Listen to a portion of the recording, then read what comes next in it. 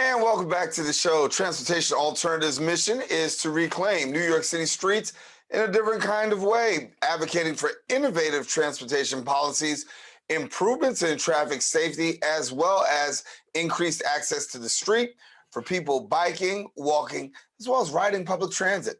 And joining us to share more details, we've got the Bronx organizer, Transportation Alternatives, Shawn Garcia. And Shawn, pleasure to have you with us. Daren, thanks so much. Always great to be on BronxNet.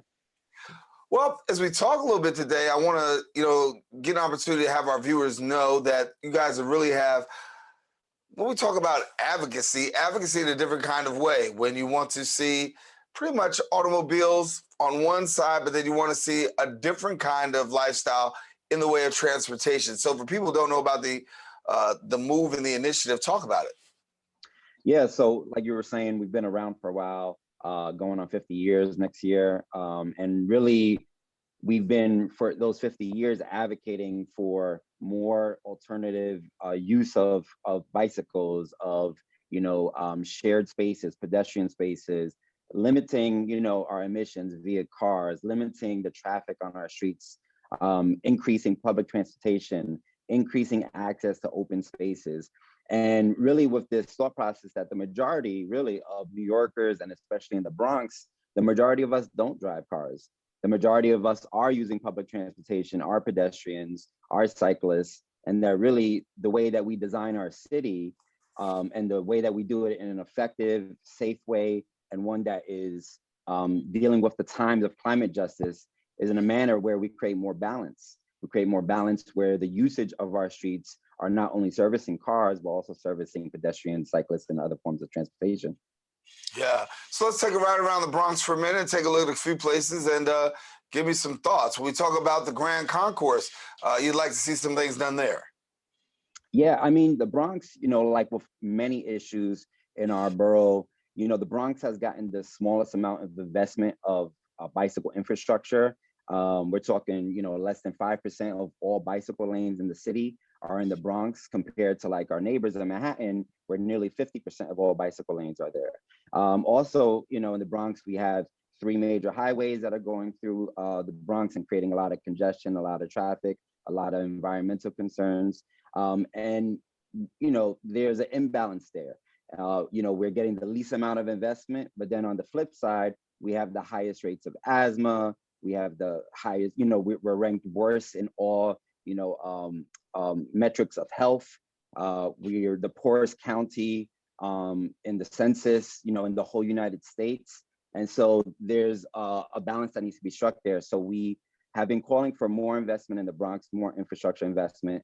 Not only the creation of bicycle lanes, which is important for everyone's safety because it creates a buffer from cars to curbside, which is safer for pedestrians, but also for the increased usage of bicycles in our city. The pandemic has, pushed people to use more alternative forms of transportation. And there's also delivery workers and service workers that are using these lanes.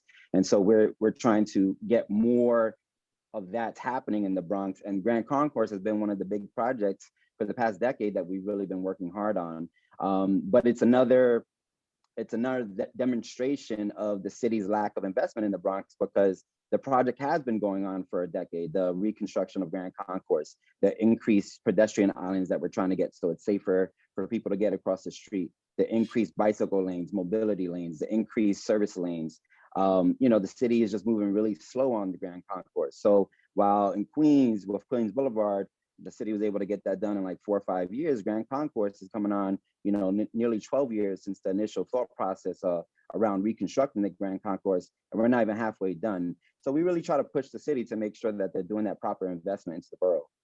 Yeah, and when we talk about the Grand Concourse, that's one area that you would like to see some improvement on. I also know that Boston Road is another place of concern, and calling for a safer Boston Road. That's right. And so when we're talking about safety, we're talking about creation of bicycle lanes. We're talking about creation of pedestrian islands, right? Little segments in the street, so that if you're a 75-year-old woman trying to get across the street, you don't have to sprint 100 yards to get there. But that there's safety points for people to stop. We're talking about more calming measures, lanes that clearly delineate where cars are supposed to be, dedicated busways, traffic lights, creating more speed limit cameras on these intersections where cars like to speed through, and making sure that that's not happening, especially in our residential areas and in school zones. And so Boston Road is a very, very chronic place where injuries happen, a lot of fatalities. The Bronx ranks #1 in terms of traffic related deaths. In 2021 alone, we see the majority of traffic related deaths happening in the Bronx and in Upper Manhattan, right? So that's adjacent to us. So we're talking like 1/3 of all fatalities related to traffic crashes are happening in our neighborhoods and in our communities.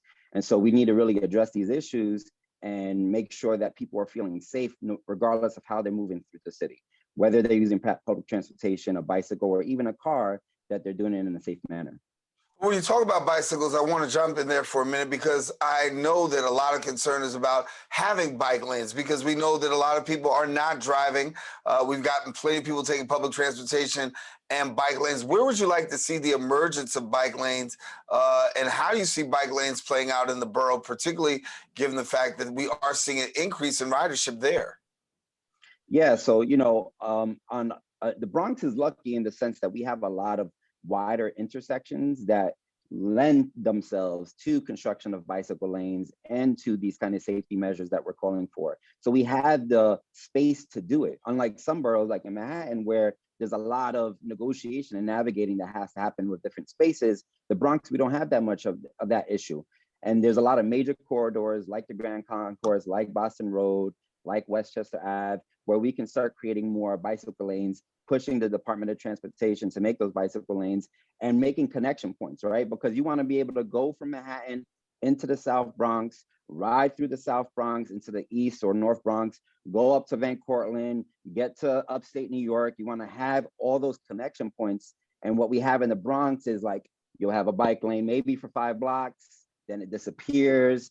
Then you have no enforcement of double parked cars in the bicycle lanes. So bicyclists are then forced into very dangerous conditions where they have to merge into traffic and potentially, get into a crash incident, a conflict with a car.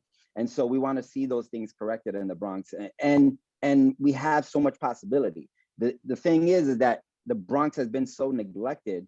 Many times it's hard for our residents and our communities to understand how we can look at our communities and transform our intersections. We don't really have clear examples, right? We don't have these major bicycle lanes like they do in Manhattan on 1st or 2nd Avenue that stretch for many miles. We don't have that in the Bronx. So it's hard for us to imagine what it could look like. So we have to use a little imagination, and we also have to look at the clear examples of how it's working in other communities and start bringing those models into the Bronx and transforming it for everybody and really making it an enjoyable and safe place for everyone on the street. You want to be able to know that your 10-year-old kid can get on a bicycle lane, ride over to Van Cortlandt Park, and not be at risk of getting hit by a car. We don't have that kind of safety in the Bronx.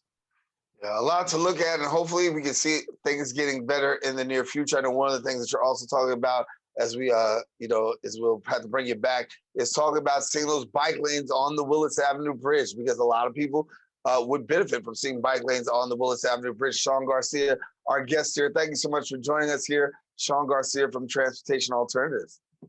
Thanks so much, Daren.